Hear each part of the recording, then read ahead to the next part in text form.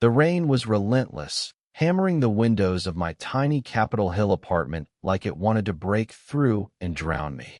I was 24, alone, and spiraling. Another night of scrolling through job rejections, my bank account screaming red, and the weight of my family's silence pressing harder than ever. Then, at 2 a.m., I heard the creak of my bedroom door, and my life cracked open. I bolted upright, heart pounding, clutching the edge of my thrift store comforter. The room was dark, save for the faint glow of streetlights seeping through the blinds. A figure stood in the doorway, tall, broad-shouldered, and utterly still. "Who's there?" I whispered, my voice brittle, half expecting a ghost or a burglar. The figure stepped forward, and the light caught his face. Javier, my neighbor from across the hall, the guy I'd barely spoken to beyond awkward elevator small talk. His dark eyes were wide, almost frantic, and his usual easy grin was gone. "Elliot, I'm sorry," he said, his voice low, trembling. I didn't know where else to go. He was soaked, his denim jacket clinging to his frame, water pooling on my hardwood floor. I should have been pissed, some guy I barely knew barging into my apartment in the middle of the night, but something in his expression stopped me. Fear, pain, a raw, unguarded need that made my chest tighten. I flicked on the bedside lamp, squinting as the light revealed more, a cut above his eyebrow, blood mixing with rainwater, and a bruise blooming on his jaw. "Jesus, what happened to you?" I asked, already swinging my legs out of bed. He hesitated, like he was weighing whether to bolt or spill everything. Then he sank onto the edge of my desk chair, head in his hands.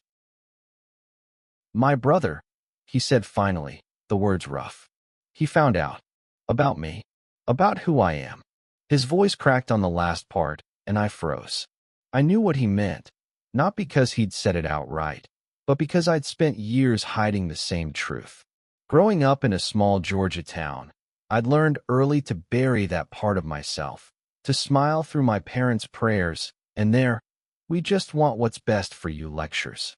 I'd moved to Seattle to escape, but the shame still clung like damp rot. "Javier," I started, but he cut me off. "He came to my place tonight, drunk, yelling, said he'd fix me." He laughed, a bitter sound that didn't reach his eyes. I got out, but not before he. He gestured vaguely at his face. My stomach twisted. I didn't know Javier well, just that he was 25, worked at a coffee shop, and had a laugh that could fill a room.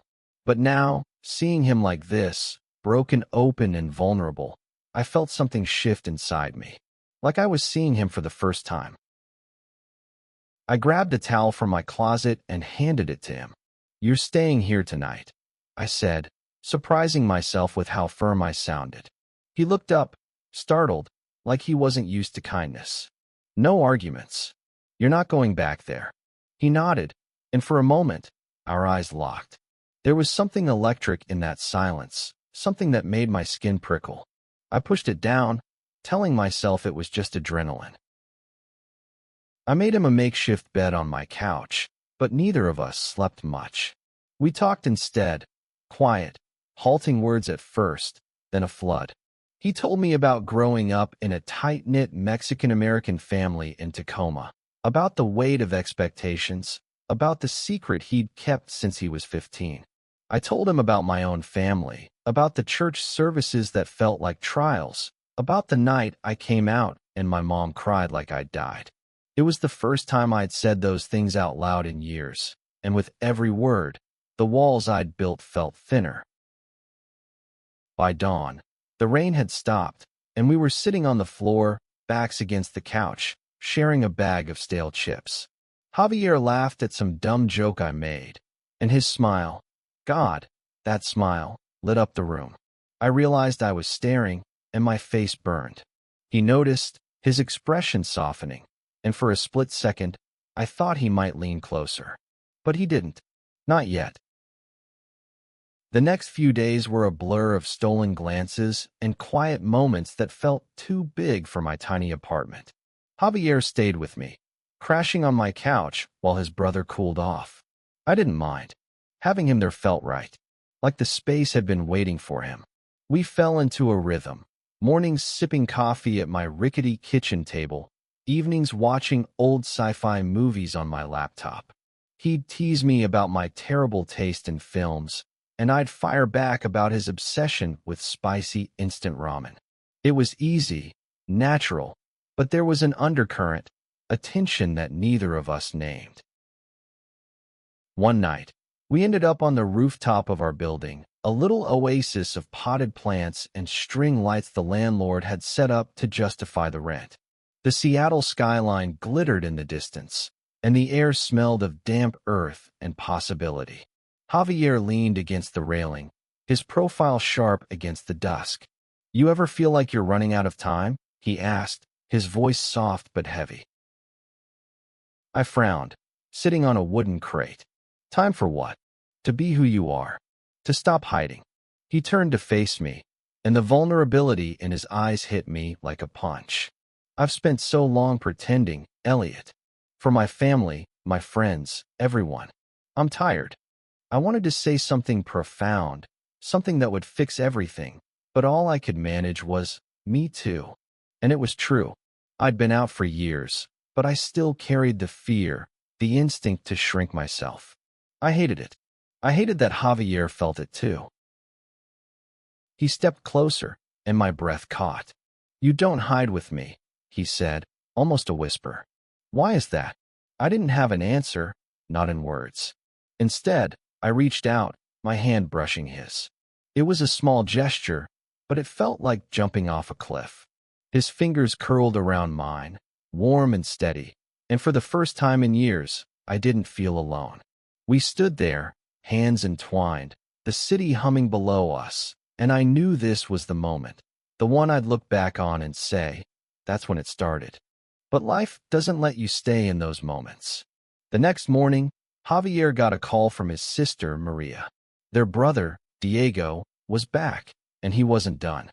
He'd trashed Javier's apartment, left a voicemail full of slurs and threats. Javier's face went gray as he listened, and I felt a surge of protective anger I didn't know I had. "You're not going back there," I said again, fiercer this time. "Not until it's safe." He shook his head. "I can't keep running, Elliot. I have to face him." "Then I'm coming with you," I said, and I meant it. I wasn't going to let him do this alone, not after everything we'd shared. He tried to argue, but I was stubborn, and eventually, he relented. We drove to Tacoma in my beat-up Honda, the silence between us thick with unspoken fears. Javier's apartment was a wreck. Broken dishes, overturned furniture, and a word I won't repeat scrawled on the wall in marker. Diego wasn't there, but his rage was. Javier stood in the middle of it, shoulders slumped, like he was carrying the weight of his family's rejection. I wanted to hug him, to tell him he was enough, but instead, I started cleaning. We worked side by side, salvaging what we could, and when he finally spoke, his voice was steady. "I'm not going back," he said. "Not to this. Not to them." I nodded, my throat tight. "You don't have to." That night, back at my place, he kissed me. It was sudden, desperate, like he'd been holding it in for days. I kissed him back, my hands tangling in his hair, and for a moment, the world was just us, two scared, hopeful people finding something worth fighting for. The weeks that followed were a whirlwind of firsts, first dates, first fights, first mornings waking up tangled in each other's arms. Javier moved in officially, his stuff mixed with mine in a chaotic jumble that somehow made sense. We were building something, fragile but real, and every day felt like a defiance of the world that told us we didn't belong. But the world doesn't stay quiet. Diego wasn't done with Javier, and my own past wasn't done with me. One evening, as we were cooking dinner, Javier attempting to teach me how to make tamales, my phone buzzed with a text from my mom. "We need to talk, Elliot. Come home." I stared at the screen, my stomach sinking. I hadn't spoken to my parents in over a year, Not since the fight that ended with me leaving Georgia for good. Javier noticed my silence and slid an arm around my waist. You okay? He asked, his breath warm against my neck. I showed him the text, and he frowned. You don't have to go. I know, I said, but the truth was I wasn't sure. Part of me still wanted their approval, their love, even after everything. Javier understood. He was fighting the same battle with his own family. We decided to face it together. He'd confront Diego, and I'd go back to Georgia. We'd be each other's anchor, no matter what came. The trip to Tacoma was tense. Diego had agreed to meet Javier at a neutral spot, a diner on the edge of town. I sat in the car, watching through the window as Javier faced his brother. Diego was all sharp edges, his voice loud enough to carry even through the glass. I couldn't hear the words, but I saw Javier's shoulders tense, then relax, like he was letting go of something heavy. When he came back to the car, his eyes were red, but he was smiling. He's not ready to accept me, Javier said, buckling his seatbelt. But I told him I'm done hiding. I'm done pretending to be someone I'm not. I reached for his hand, pride swelling in my chest. You're incredible, I said, and I meant it. He leaned over and kissed me, soft and sure, and I knew we'd be okay. My trip to Georgia was harder. My parents' house hadn't changed. Same creaky porch, same Bible verses framed on the walls. My mom hugged me, but it felt fragile, like she was afraid I'd break. My dad just stared, his silence louder than any sermon. We talked for hours, and it was messy. Tears, accusations, old wounds ripped open. I told them about Javier, about the life I was building, about the love I'd found. My mom cried again, but this time it wasn't grief. It was something closer to understanding. My dad didn't say much, but he didn't yell, and that was something. When I got back to Seattle, Javier was waiting at the airport, his grin brighter than the fluorescent lights. How'd it go? He asked, pulling me into a hug. Better than I thought, I said. Not perfect, but better. He nodded, and we stood there, holding each other in the middle of the baggage claim, oblivious to the world. Months passed, and our life together took shape. Javier got a new job at a community center, running art workshops for kids, his passion lighting up every room he walked into. I landed a gig as a graphic designer, finally putting my degree to use. We moved to a bigger apartment, one with a view of the Puget Sound, and filled it with plants, books, and each other's laughter. But the real test came in the spring, when Javier's sister, Maria, invited us to a family barbecue. I was nervous. Javier's family was a minefield, and I didn't know if they'd accept me, let alone us. But Maria had been kind, reaching out to Javier after the fallout with Diego, and she insisted we come. The barbecue was in a park in Tacoma, the air thick with the smell of grilled meat and blooming flowers. Javier's cousins eyed us warily at first, but his aunts pulled us into hugs, piling our plates with food. Diego was there, too, sitting across the picnic table, his jaw tight. I braced for trouble, but he didn't say a word. Not acceptance, but not a fight either. It was a start. As the sun set, Javier and I slipped away to a quiet corner of the park, where fairy lights hung from a trellis, casting a soft glow.